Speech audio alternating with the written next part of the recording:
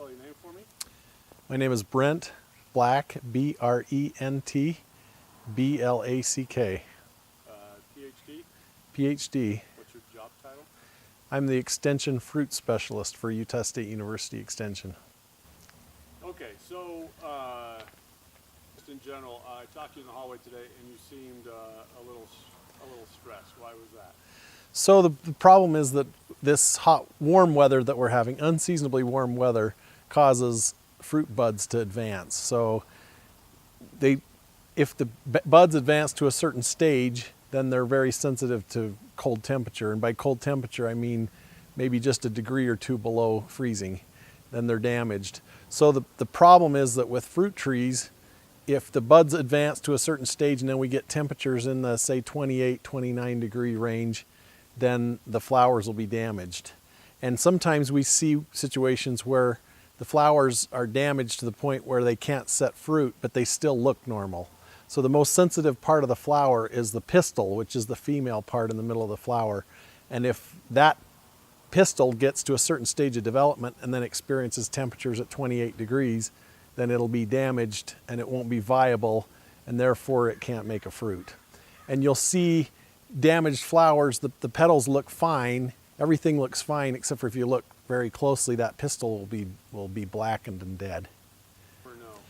Well, fruit farmers pay attention to these kinds of things. So one of the things that they will do is go out, starting about this time of year, and go out periodically and collect buds and then slice them open, say with a razor blade, and look inside. And you can see, even at this stage where the buds are swelling, if you cut through the middle, you can and be very careful at the right spot, you can see whether or not that pistil is damaged even before the bud opens.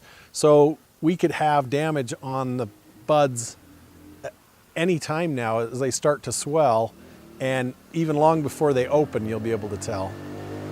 Where we lost my train of thought.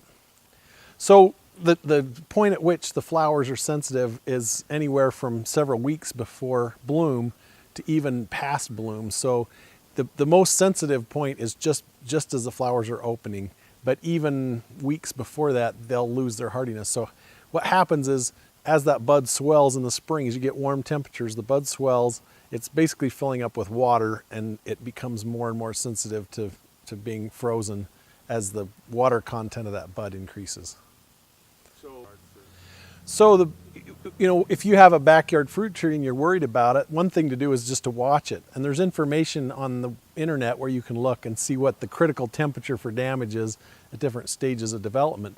And then listen to the weatherman, and if we get closer to bloom and it's going to be getting down to, say, 25 degrees at night, and you don't want to lose that crop, there's things that you can do. Typically what we'll get a cold night where it's really calm.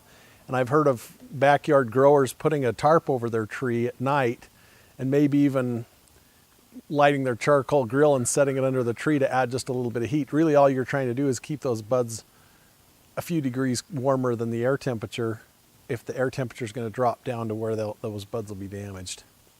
So putting a tarp over them, putting a blanket over them, just like you'd cover your tomatoes in the fall, you can cover a small fruit tree in the spring to protect the blossoms.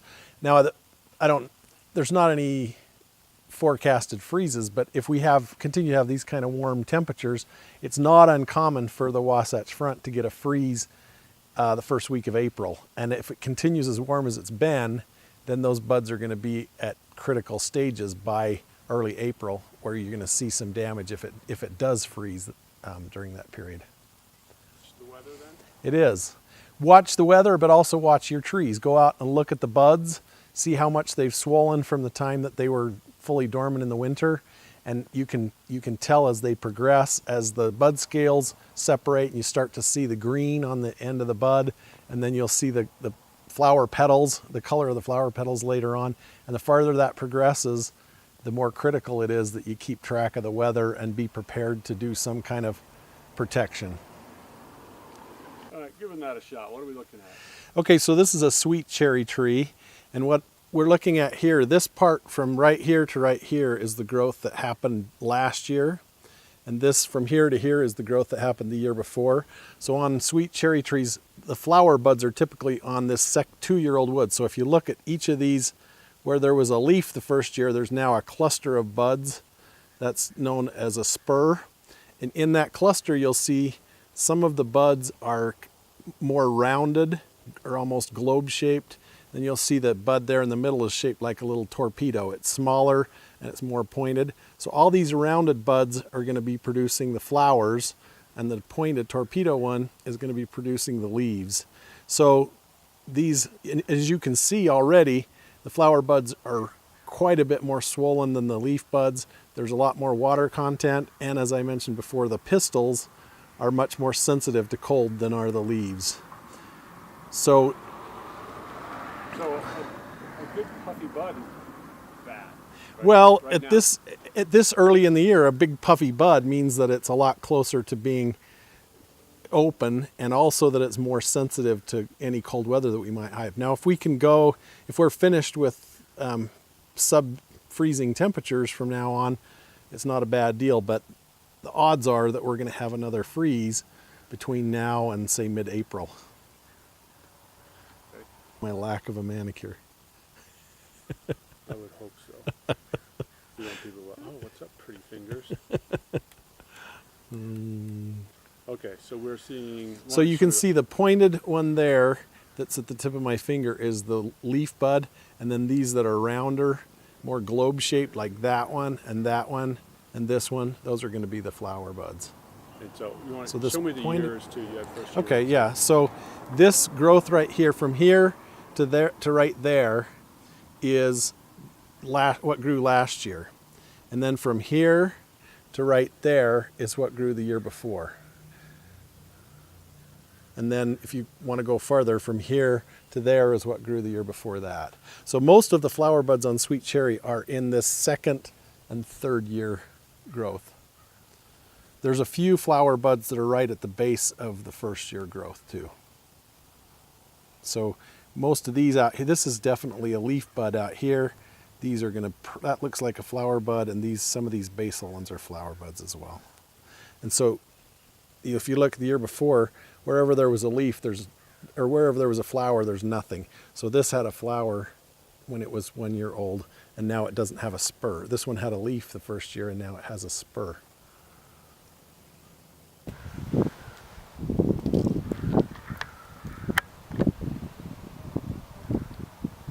So these haven't swollen nearly as much as the cherry buds that we were just looking at. They're swollen, but they're still covered with bud scales, so you're not seeing the green on the end.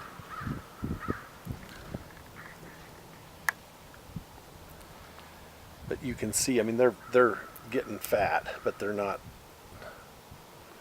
I broke that one off. I don't know if you want. If you want to see something interesting, this is where there was a fruit last year. See it? See the scar? That's a huge scar. Where it's swollen, there was a cluster of flowers there, and they all fell off but one. There's another one.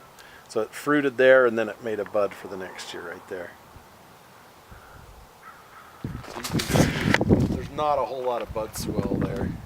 And there's just a little bit of swell, but not like the cherries.